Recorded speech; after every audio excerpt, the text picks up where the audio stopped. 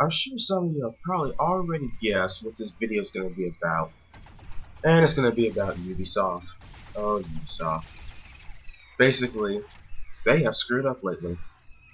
Made very horrible business decisions, and basically, screwed over the consumer.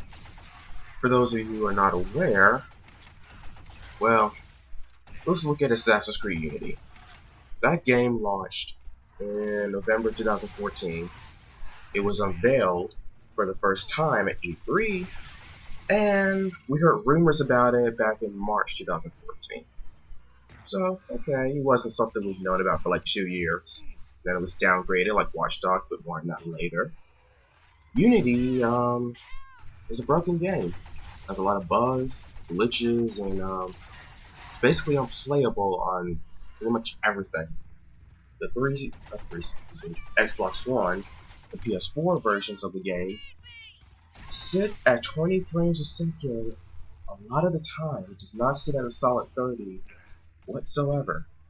Interestingly, Ubisoft claimed at E3 they would hit 1080p 60 frames, but anybody with some brains knew that that was not going to happen, given the level of detail the developer was supposedly trying to achieve with that game. So, that was out of the question. And then they tried to lock it to 30 frames a second and 900p, but that only pissed off people and only confused the market even more, because now one person's feeling like their system is not being utilized. Most of those PlayStation fanboys, but I'm sure some Xbox guys were like, well, do better. And then we have the horrendous PC port that has ridiculous requirements. Seriously, a GTX 680 minimum? No, no, that should be the recommended, not the minimum. And I watched Total Biscuit's video, and unfortunately he has 980s in SOI. Still stutters, and Ubisoft broke the game even more with a patch. I believe it's 1.4 or something. And it introduced flickering with water. So anytime you look at water, it's gonna flicker. Like there's a black screen and you see the water. Yeah, that thing is unplayable. And then there was the introduction of microtransactions. Supposedly a downgrade from what I see, because I saw more detail at the E3 build, more fog and better AA and volumetric effects versus the final build. And then there was the whole debacle about Ubisoft kind of being sexist towards women, so I'm sure a lot of female gamers did not take kindly to that. They used an excuse that they didn't have the money, but you are a multi-billion-dollar company, and you supposedly spent that money on better parkour elements. And yeah, you're telling me you can't afford for a female actress? Not good, Ubisoft. And then we have Trials Fusion, a game that launched in April of 2014. I thought that was going to be a nice game to buy. I was actually thinking of pre-ordering it. I'm so thankful I didn't, because that game was a hot mess. It was buggy, it was glitchy on PC. They claimed to have patched it, but it didn't do much for a lot of people. Then, the multiplayer. You think GTA Heist is bad? Ubisoft promised multiplayer at launch. We're still, let's see, January 2015. No multiplayer? All I've seen is a beta for it? So you mean to tell me this game's been out for almost a year and there's no multiplayer? That makes no sense. Honestly, if I had bought that, I would have been infuriated. The only game I have bought from Ubisoft is Assassin's Creed Freedom Cry, because it was only 15 bucks. And I'm glad I only spent 15 bucks because I was thinking about getting Assassin's Creed 4, but I heard that had performance issues as well, and Ubisoft was basically like, F you, get a better graphics card. Well, people can't even run this thing properly on 780s and GTX Titan, so what's your excuse? Other than those blunders, let's see. There was a game that they released. I saw this on Jim Position.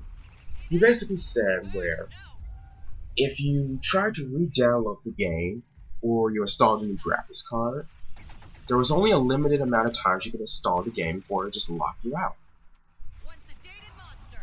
don't remember what it was. Maybe I can look that up, but it was on one of his videos. Maybe I'll link it so you guys can see. You guys aren't listening to that phone ringing, but ignoring that.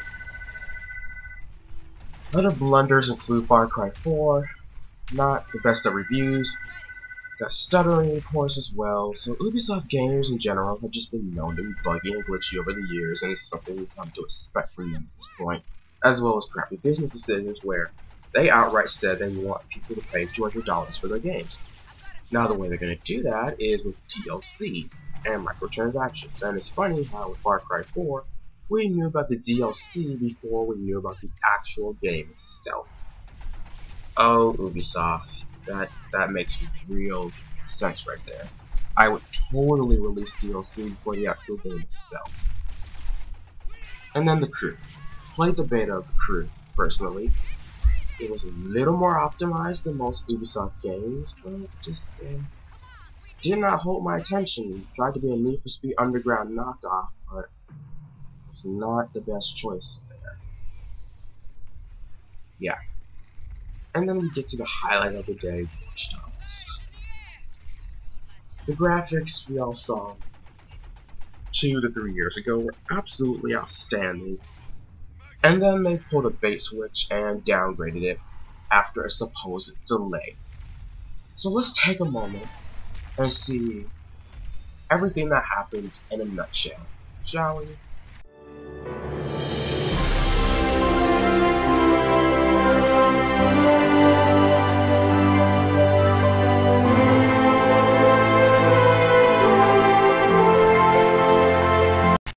So those were the good graphics we all remember from 2-3 years ago. And let's take a moment and look at what we really got from Ubisoft. Hit me. Hit me. Hit me. Hit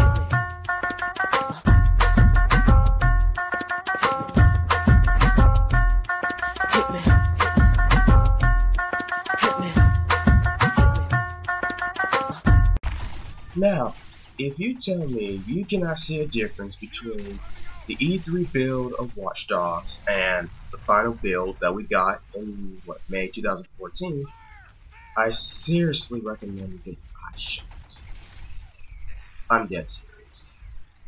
All these blunders by Ubisoft are the reason I no longer buy games from them. Earlier, I had a choice between getting Far Cry 3 and a few other smaller games here and there, and I think you know what I went with. During the Steam Summer Sale, I got Enslaved, Odyssey of the West, and Brothers: A Tale of Two Sons, because I actually want to support developers who care about their games. And I highly suggest you do the same. Don't get hyped for The Division, don't get hyped for Rainbow Six Siege, wait for the reviews and see if Ubisoft learns the lesson or not. As far as me, well, it's sad to say I will not be buying any more Ubisoft games. They have amazing ideas for their games, but their teams have got to get it together. So thanks for watching this video, guys. Hopefully you guys enjoyed it. I was a little more comical this time around because seriously all I can do is just laugh at Ubisoft at their blunders at this point. And yeah, that's pretty much it. Thanks for watching. See you next time.